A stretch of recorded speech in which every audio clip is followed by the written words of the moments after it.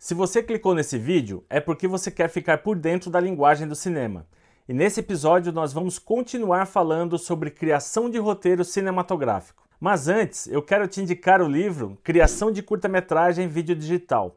Nele você vai conhecer os principais fundamentos para criar um filme de curta-metragem da ideia até a exibição. Com ele você vai saber como escrever um roteiro, como fazer uma decupagem, criar a fotografia, produzir um set de gravação, editar e finalizar. Um livro completo para você que deseja produzir o seu curta-metragem gastando somente o necessário. O link vai ficar aqui embaixo na descrição. Agora, quer saber como é o meu processo de escrita de roteiro? Então fique comigo depois da vinheta.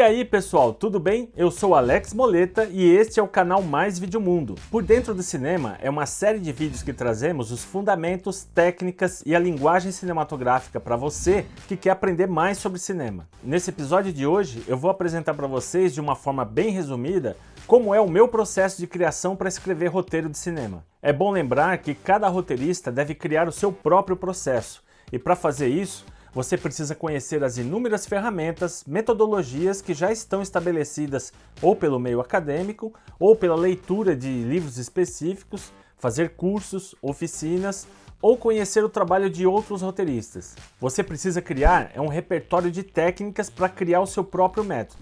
O que funciona para um roteirista pode não funcionar para você, mas conhecendo o processo e a técnica de criação de outros roteiristas, você sempre vai encontrar ferramentas que vão ser úteis no seu processo de criação. E assim, aos poucos, conforme você vai ganhando experiência de criar e desenvolver roteiros, logo você vai estar estabelecendo também o seu processo de trabalho. Esse caminho às vezes é bem demorado. A curva de aprendizado de roteiro é muito grande, mas não se preocupe, é assim mesmo. Mas vamos lá? Como escrever um roteiro de cinema? Bom, eu sempre começo por uma ideia-imagem. Ideia-imagem não é como uma coisa totalmente abstrata. Essa ideia-imagem precisa vir acompanhada de uma situação dramática, ou seja, uma imagem que apresente um conflito. Agora imagine a seguinte ideia-imagem. Uma mulher chorando no ponto de ônibus no meio de um temporal. Uma ideia e imagem como essa já traz em si uma potência dramática que gera perguntas. E isso é ótimo para começar um processo de desenvolvimento de roteiro. Nessa ideia e imagem, uma mulher chorando no ponto de ônibus no meio de um temporal, automaticamente já traz as perguntas. Quem é essa mulher? Por que ela está chorando? Quem ou o que a fez chorar? De onde ela vem? E para onde ela vai? E o mais interessante, o que deseja essa mulher? Com essa imagem, o processo de criação já começou respondendo a essas perguntas básicas. Agora, por que eu acho esse conceito de ideia-imagem interessante? Porque ele já nos apresenta um personagem, uma situação e um conflito. E aí o nosso processo de investigação já caminha para a gente chegar ao próximo passo, que é a criação do storyline. Storyline quer dizer a história em uma linha ou em um parágrafo. Basicamente, o storyline precisa conter o conflito principal da trama, os personagens principais e o desfecho da história. Para ficar mais claro, vamos pegar um exemplo famoso de storyline de Hamlet, uma peça teatral de William Shakespeare. Veja só, um príncipe cujo pai, que era rei, foi assassinado por seu tio com o fim de tomar o trono. Esse crime levou o jovem príncipe a uma crise existencial que terminou numa onda de mortes, inclusive a dele. Nesse storyline de Hamlet, nós temos somente o essencial da história, mas ele em si já nos conta tudo. Nós temos os personagens principais, o príncipe e o tio assassino. Nós temos o conflito principal, um assassinato pela disputa da coroa, que gera uma onda de mortes. E temos também o final trágico com a morte do protagonista. O storyline aqui é totalmente focado na trama e descreve o que acontece do início ao fim. E é assim que um storyline deve ser, simples e objetivo. O storyline serve para a gente ter a história na cabeça e saber do que se trata o nosso roteiro. Tipo, se alguém nos perguntar sobre o que é o seu roteiro, você vai dizer, meu roteiro é sobre um príncipe cujo pai foi assassinado pelo irmão para tomar o trono. Esse crime levou o jovem a uma crise que terminou numa onda de mortes, inclusive a dele. Pronto, essa é a história. Com o storyline pronto, aí sim podemos partir para o próximo passo de desenvolvimento, que é o enredo. O enredo, a gente segue a mesma linha estrutural do storyline. Ele é uma divisão do storyline em várias ações principais que irão acontecer ao longo do seu roteiro. É como se a gente pegasse o storyline e transformasse num grande esqueleto de ações, mas somente as ações principais da trama. Nesse processo de desenvolvimento do enredo, nós podemos também determinar a clássica divisão em 3 atos. Primeiro ato, apresentação da história. Segundo ato, desenvolvimento do conflito. E terceiro ato, o desfecho final. Para ficar mais claro, vamos pegar um exemplo da divisão em 3 atos do enredo do filme Peixe Grande, do roteirista John August.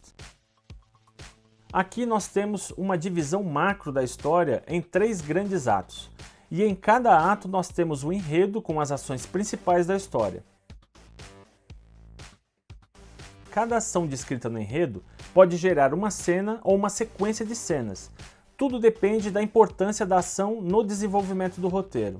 Estruturar bem o enredo do seu roteiro te dá uma segurança maior porque você já sabe para onde a história e os seus personagens estão indo. O enredo te ajuda também a desenvolver o próximo passo do nosso processo, que é o universo da história. Antes de você partir para a escrita do argumento, é necessário determinar qual é o universo em que a sua história vai acontecer. Vai ser no reino da Dinamarca? Vai ser na periferia de uma grande cidade? Onde acontece a história? Quando acontece a história? Em qual época? Sua história vai ter um tom realista contemporâneo? Ou vai ser de realismo fantástico atemporal? Pense bem. Se você escolher que os seus personagens são trabalhadores da indústria, o universo da sua história será a classe operária. Se você escolher que essa mesma história pode acontecer no seio de uma família rica e poderosa, o universo da sua história muda para um universo aristocrático. Quando você define o universo da sua trama, você está definindo quais tipos de personagens vão povoar a sua história. Você vai estar definindo também os lugares onde as ações acontecem, o clima que a sua história vai ter, as roupas que eles vestem, os lugares que frequentam, a maneira que falam e agem. Por isso, pense muito bem antes de você determinar qual será o universo da sua história, porque essa escolha vai determinar todo o processo de pesquisa e desenvolvimento depois. Geralmente o que pode acontecer é você já ter uma ideia e imagem para uma história e com ela já vir o universo junto. Aí tudo bem, o processo segue junto. Mas se isso não acontecer, escolher bem o universo pode fazer toda a diferença para o desenvolvimento do seu projeto. E agora sim, podemos avançar e partir para desenvolver o argumento. Apesar de todo edital ou produtora pedir um argumento do seu roteiro, ele é um documento que faz parte do processo de criação pessoal de cada roteirista. Por isso não existe uma forma correta de se escrever um bom argumento. Existe sim alguns elementos que o argumento precisa ter,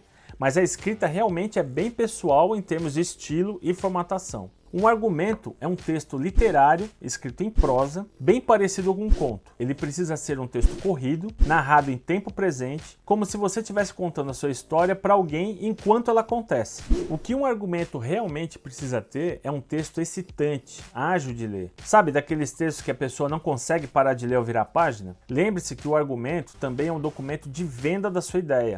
Quem lê precisa gostar do que está lendo. Agora dá uma olhada aí no exemplo de argumento do filme O Iluminado, do Stanley Kubrick, que o Tertúlia Narrativa generosamente traduziu e disponibilizou no seu site. É um texto bem visual e objetivo, mostrando tudo o que acontece. O importante é que o argumento nos pegue logo de cara e nos cause expectativas, emoções e empatia. A gente tem que ler um argumento e querer assistir o filme. Isso quer dizer o quê? Que a história tem que ser muito boa, os personagens precisam ter carisma, precisam fascinar quem lê e a escrita tem que ter personalidade. O seu argumento tem que vender a sua história para quem está lendo. Nós vamos deixar aqui o link desse argumento aqui na descrição, beleza? Qual o tamanho do argumento, Alex? Quantas páginas tem que ter? Bom, não existe uma norma para isso, mas no Brasil se usa dizer que a cada 10 páginas de roteiro deveríamos ter uma página de argumento. Então, um roteiro de 90 páginas teríamos aí entre 9 e 10 páginas de argumento. Mas lembre-se, a dinâmica da sua escrita é muito mais importante que o número de páginas, beleza? Bom, feito o argumento, agora podemos partir para a criação da escaleta. Escaleta é um outro documento de criação do roteirista. Como já disse antes, o argumento está mais relacionado ao universo e à dinâmica da narrativa da história.